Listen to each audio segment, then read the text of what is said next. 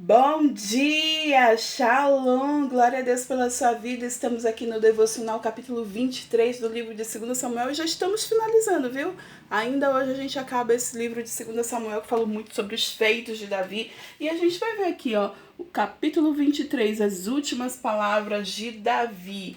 Antes de a gente começar a leitura, vamos orar? Vamos dar aquele bom dia pro Espírito Santo? Vamos lá? 1, 2, 3 e... Bom dia, Espírito Santo de Deus, amado, poderoso, grandioso. Nós queremos a Tua presença. Ela significa tudo para nós. Ensina-nos, Senhor, a contar os nossos dias. Ensina-nos, Senhor, a Te amar e Te adorar em espírito e em verdade. Ensina-nos, Deus, sobre a Tua palavra, que possamos ser ricas, Senhor, milionárias, trilhardárias, Senhor, da Tua palavra, da Tua mensagem, que possamos ter entendimento, Pai. Em nome de Jesus, ajuda-nos, Senhor, a ter entendimento da Tua palavra, discernimento espiritual, sermos cheias do Teu Espírito, em nome de Jesus. Amém. Glória a Deus, aleluia. Então vamos lá para as últimas palavras de Davi. Estas são as últimas palavras de Davi. Palavras de Davi, filho de Jessé. Palavras do homem que foi exaltado, do ungido pelo Deus de Jacó, do cantor dos cânticos de Israel. O Espírito do Senhor falou por meu intermédio. Sua palavra esteve em minha língua. O Deus de Israel falou. A rocha de Israel me disse: quem governa o povo com justiça, quem o governa com o temor de Deus, é como a luz da manhã ao nascer do sol. Numa manhã sem nuvens, é como a claridade depois da chuva que faz crescer as plantas da terra.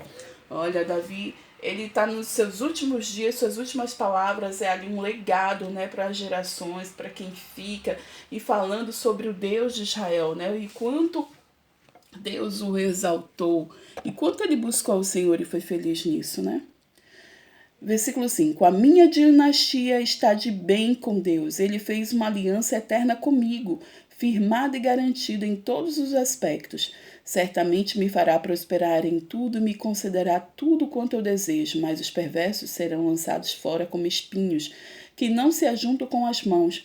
Quem quer tocá-los, usa a ferramenta ao cabo de madeira da lança. Os espinhos serão totalmente queimados onde estiverem.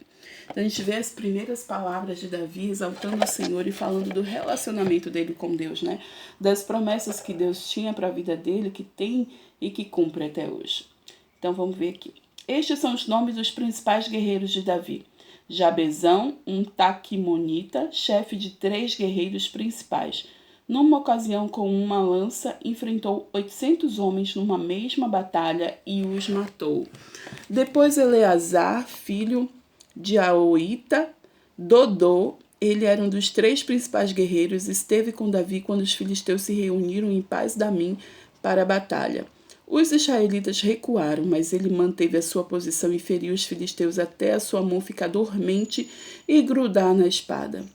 O Senhor concedeu uma grande vitória a Israel naquele dia, e o exército voltou para onde Eleazar estava, mas somente para saquear os mortos. Depois dele, Samá, filho de Agé, de Hará. Os filisteus reuniram-se em Leí, onde havia uma plantação de lentilha. O exército de Israel fugiu dos filisteus, mas Samá tomou posição no meio da plantação, defendeu-a e derrotou os filisteus. E o Senhor concedeu-lhe uma grande vitória. E durante a colheita, 3 chefes do batalhão dos 30 foram encontrar Davi na caverna de Adulão. E enquanto um grupo de filisteus acampava no vale de Refaim, estando Davi nessa fortaleza e o destacamento filisteu em Belém, Davi expressou este forte desejo: quem me dera me trouxesse água da cisterna na porta de Belém. Então aqueles 3 atravessaram o acampamento filisteu, tiraram a água da cisterna e a trouxeram a Davi.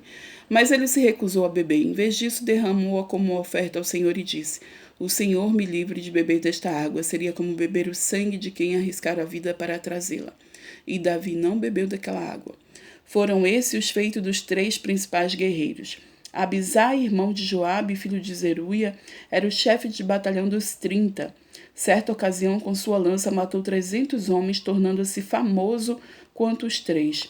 Foi mais honrado que o batalhão dos 30 e tornou-se o chefe deles, mas nunca igualou-se aos 3 principais guerreiros.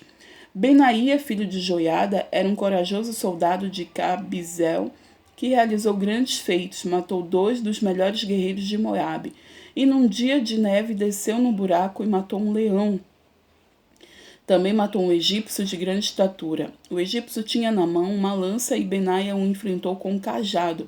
Arrancou a lança da mão do egípcio e com ela o matou. Esses foram os grandes feitos de Benaia, filho de Joiada, que também teve fama como os 3 principais guerreiros de Davi.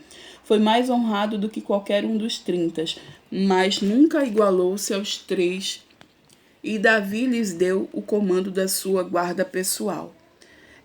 Entre os 30 estavam Azael, irmão de Joabe, Elanã, filho de Dodô de Belém, Samá e Elica de Harod, Elés de Pelete, Ira, filho de Iques de Tecoa, Abizer de Anatote, Mebunai de Uzate, Zalmon de Aui, Maarai de Natofate, Elede, filho de Banaá de Netofate, Itai, filho de Ribai, de Gibeai de Benjamim, Benaia de Piratom, Idai dos rachos de Gaás, Abialbon de Arbate, Asmavete de Baurim, Eliabe de Salbom, os filhos de Jazem e Jonatas, filho de Samá de Ará, Aião, filho de Sarar de Ará, e Elifelete, filho de Asbai de Maaca, Eliã, filho de Aitofel de Gilo, Esraí do Carmelo, Paaraí de Árabe, Igal, filho de Natã de Zobá, o filho de Hagri, Zeleque de Amon, Naarai de Berote, escudeiro de Joabe, filho de Zeruia, Ira e Garebe de Jatir, e o Tita Urias. Foi ao todo 37. Bom, esse capítulo 23 a gente viu, né? Davi, ele foi um grande homem. As últimas palavras dele foi exaltando o Senhor, deixando ali um legado, firmando a aliança com o Senhor. E também fala sobre os seus guerreiros, né? Lembra daqueles caras que eram perdidos, que eram endividados, não sabiam fazer nada, mas seguiram Davi, eles viraram grandes guerreiros. Tiveram grandes lutas e grandes vitórias. E a Bíblia aqui também deixa bem registrado isso, né? Davi não estava sozinho, Davi tinha uma equipe. Mas Davi era um verdadeiro adorador. Ele adorava em espírito e em verdade ao Senhor. Ele não é à toa que ele escreveu grandes salmos, né? Parte dos salmos foi Davi quem escreveu. Ele adorava o Senhor, ele conhecia, ele tinha relacionamento com Deus onipotente e onipresente. Então a gente pode aprender muitas coisas com esse Davi adorador e com os erros dele também. Nós podemos aprender com os erros de Davi também. Então está registrado na Bíblia, é importante e é uma figura extremamente importante no Evangelho. É importante para que a gente entenda a vida de Davi, a adoração a Deus e aprenda com ele.